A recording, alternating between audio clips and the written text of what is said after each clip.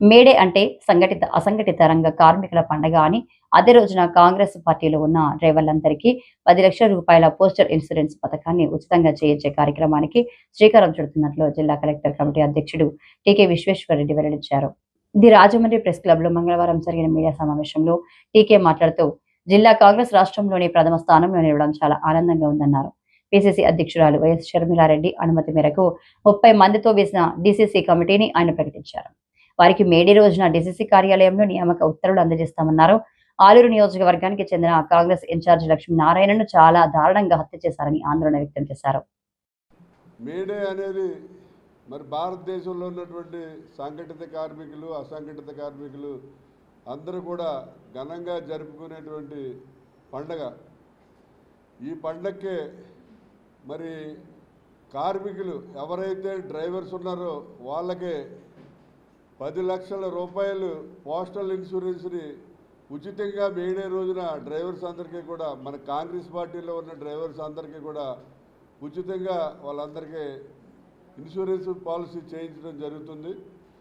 ఎందుకంటే డ్రైవర్స్కి main important, ఎక్కువ యాక్సిడెంట్లు డ్రైవర్స్కి జరుగుతుంటాయి కాబట్టి డ్రైవర్స్ అందరికీ కూడా, కాంగ్రెస్ పార్టీలో ఉన్న డ్రైవర్స్ అందరికీ కూడా మరి పోస్టల్ ఇన్సూరెన్స్ చేయిస్తాం.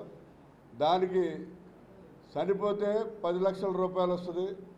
అలాగే ఏదన్నా అంగవైకల్యం అయ్యి చెంది వాళ్ళు పని చేయలేని పరిస్థితిలో ఉన్నా కూడా 10 లక్షలు వస్తుంది. హాస్పిటల్లో జాయిన్ అయ్యి ట్రీట్మెంట్కి 60,000.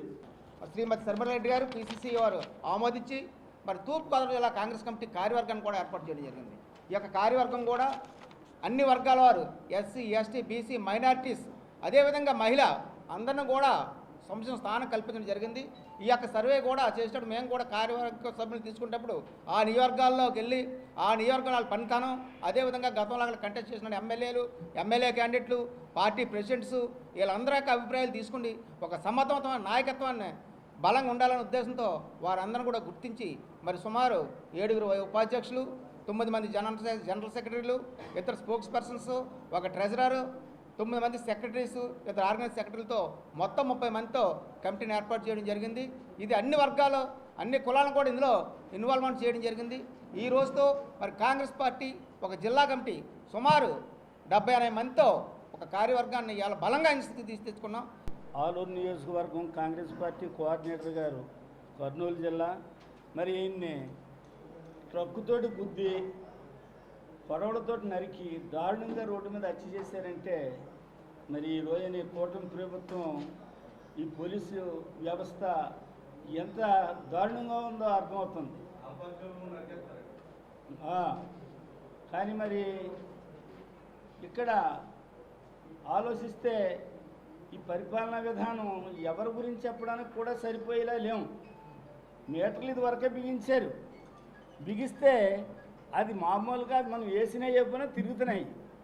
కరెంట్ మళ్ళీ బాస్తున్నారు. ఇది అద్వానికి ఇస్తారో అద్వాతి ఇంకొకరికి ఇస్తారో తెలియదు, కానీ ఆ కాంట్రాక్టర్లు తీసుకొచ్చి ఈ బిగించేస్తున్నారు ఆదానికి ఇచ్చినది.